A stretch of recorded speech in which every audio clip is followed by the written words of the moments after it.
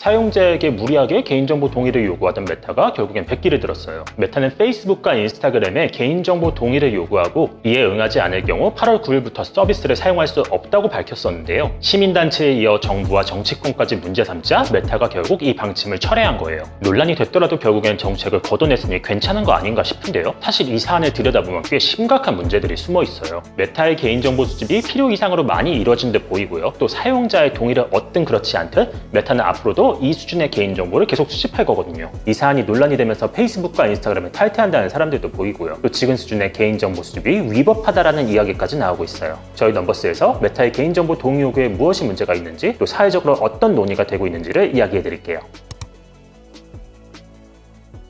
페이스북의 개인정보 수집 페이지는 못 모르면 진짜 동의 누르기 십상인데요. 근데 상세 페이지에 들어가 보면 여러분들이 깜짝 놀라실 만한 내용들이 숨어 있죠. 메타의 개인정보 수집 세부 페이지엔 메타가 수집하는 개인정보 데이터들의 내역이 나오는데요. 내 학력이나 사는 지역, 직업, 내 스마트폰 기종, 내 위치, 배터리 잔량, 근처 와이파이는 뭐가 있는지, 내가 쓰는 앱이나 내가 하는 게임은 무엇인지 등을 수집하죠. 근데 요즘 시대라면 이 정도 개인정보 주는 게 뭐가 그렇게 큰 대수냐라고 생각하실 분들도 있을 텐데요. 근데 이 페이지로 들어가 보면 여러분들의 생각이 완전히 달라질 수 있어요. 페이스북의 외부 활동 페이지를 누르면요, 지금껏 내가 어떤 사이트에 언제 몇 번 들어갔는지까지 기록이 나와 있어요. 제 경우 지난 6월 30일 배달앱을 설치해 2가지 활동을 한 내용이 확인되고요. 또 최근 중고거래 앱에서 무선 이어폰을 샀는데 그 과정에서 한 활동 37가지도 페이스북에 기록이 돼 있더라고요. 상세 활동 정보를 다운로드하면요, 내가 배달앱에서 언제 음식을 장바구니에 넣고 시켰는지, 또 쇼핑앱에서 언제 어떤 상품을 검색하고 구매했는지까지 확인할 수 있어요. 다시 말해 내가 PC나 스마트폰에서 하는 모든 일상적인 활동들이 데이터화돼서 페이스북에 기록된다고 봐도 무방할 거예요. 누군가 이 데이터를 본다면 내 사생활에 대해서 너무나 쉽게 파악할 수가 있겠죠.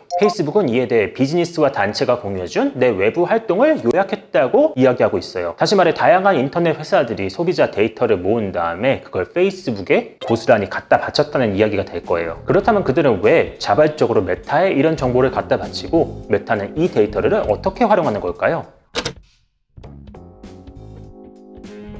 인터넷 서비스를 운영하는 기업들에게 가장 중요한 활동은 바로 마케팅이죠. 열심히 만든 서비스를 많은 사람들한테 노출시켜야만 사용자들이 유입되니까요. 그렇다 보니 월간 사용자 수 30억 명에 달하는 페이스북은 기업들에게 좋은 마케팅 수단이 되고 있어요. 실제로 여러분들이 페이스북이나 인스타그램에 들어갔을 때 뜨는 광고들이 여러분들의 관심사와 굉장히 비슷하다라는 생각을 해보신 적 있을 거예요. 저 같은 경우 영어 공부를 검색했더니 관련된 광고가 실제로 나왔고요. 또 최근 스마트폰을 바꾸면서 명함 앱을 설치했더니 해당 앱의 광고가 노출됐어요. 이처럼 메타가 타겟 마케팅을 잘하는 이유는요, 기업들과 계약을 맺고 그들로부터 다양한 소비자 정보들을 받기 때문일 거예요. 여러분들이 무엇을 검색했고 또 무엇을 결제했는지를 메타는 비즈니스 파트너의 홈페이지에 픽셀이라는 코드를 삽입해서 수집을 하고 있어요. 다시 말해 사용자들이 알지 못하는 사이 페이스북에 우리의 다양한 정보들을 수집해 광고를 활용을 하는 거죠. 메타는 페이스북을 처음 서비스한 2004년부터 이런 방식으로 사용자 정보들을 광범위하게 수집하고 있는데요. 최근 이에 대한 반발이 엄청 커지고 있죠. 진보 시민단체들이 메타의 개인정보 수집이 위법하다고 연이어 성명을 내고 있고요. 일각에선 메타의 위법한 개인정보 수집에 대해 손해배상을 청구하는 집단소송도 준비하고 있어요. 실제로 메타의 개인정보 수집은 현행법에도 위배되는 소지가 보이는데요. 개인정보 수집을 최소화해야 한다는 보호법 16조, 또 필요 이상의 개인정보를 제공하지 않는다는 이유로 서비스를 거부해서는 안 된다는 보호법 39조에 어긋난다는 이야기가 나오고 있죠. 실제로 정부사나 개인정보보호위원회는 메타의 개인정보 정책이 보호법 39조를 위배하지 않나 검토하고 있다고 밝혔고요.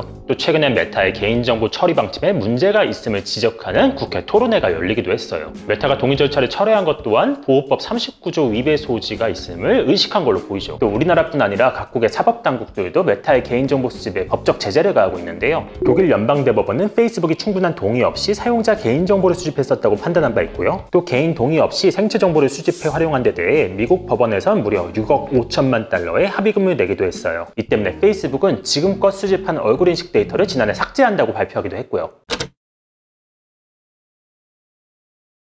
그럼에도 메타가 무리하게 개인정보를 수집해왔던 건 결국 돈 때문으로 보입니다. 메타의 대표 서비스인 페이스북의 월간 사용자 수는 29억 4천만 명, 전체 SNS 가운데 압도적인 1위고요. 이 지위 덕분에 생기는 광고 수익이 어마무시해요. 지난 1분기 메타의 실적을 보면요, 전체 매출이 279억 달러, 하나로 36조 7천억 원이었고요. 이 가운데 광고 매출이 전체의 무려 96.7%를 차지했어요. 페이스북은 30억 명의 사용자들에게 광고를 노출하면서 막대한 수익을 벌고 있고요. 더 많은 사용자들에게 타겟형 광고를 노출 유출함으로써 더 많은 수익을 낼 수 있을 거예요. 이를 통해 기업들로부터 더 많은 광고를 얻어낼 수가 있겠죠. 근데 이런 사업에 난관이 생긴 게 메타는 이미 오래전부터 개인정보 수집에 대한 법적 리스크에 노출이 된 상태예요. 이게 지금처럼 개인정보를 알리지 않으면서 수집을 하면은 법적인 처벌을 받을 수 있을 거고요. 더 나아가서는 중장기적으로 사업을 아예 하지 못하는 상황이 올 수도 있어요. 결국은 논란이 된 개인정보 방침을 철회하기로 한 메타. 이거면 된 게 아니냐 싶지만 실상은 그렇지 않습니다. 개인정보보호법 39조 위배 소지는 없어졌지만 정보 수집을 최소화할 걸 요구하는 16조의 위배될 소지는 여전히 있거든요. 실제로 메타는 이번 정보 동의가 개인정보를 추가로 수집하는 게 아니라 기존에 수집해왔던 걸 좀 더 투명하게 공개하는 거라고 항변한 바 있어요. 이건 다시 말해 기존에도 그만큼의 정보를 수집해왔었고 동의 절차를 철회한 이후에도 앞으로도 그럴 거란 이야기로 해석되죠. 그렇다면 당연히 이런 질문이 나와요. 메타가 내 스마트폰 기종이나 배터리 잔량을 수집하고 또 쇼핑 앱에서 내가 무엇을 카트에 넣었고 무엇을 샀는지 파악하는 게 과연 과도한 정보 수집이 아니냐는 거예요. 물론 그들은 자신들의 서비스를 사용하는 고객들에게 타겟형 광고를 제공함으로써 지속적인 수익을 창출해야겠죠. 하지만 그렇게 수집한 데이터로 메타가 우리의 은밀한 사생활을 알아낼 수도 있고요. 만약에 혹여 메타가 해킹을 당했을 때 우리 정보가 외부로 유출돼 악용될 소지도 있어요. 실제로 메타는 2016년 대선에서 페이스북 이용자 9천만 명의 데이터를 대선 광고에 사용한 게 밝혀지면서 소송으로 갔고요. 또 2018년에 무려 5억 명의 사용자 정보가 해킹으로 털린 것도 지난해 뒤늦게 밝혀지기도 했어요. 결국 메타로서 지금처럼 과도하게 데이터를 수집하는 것보단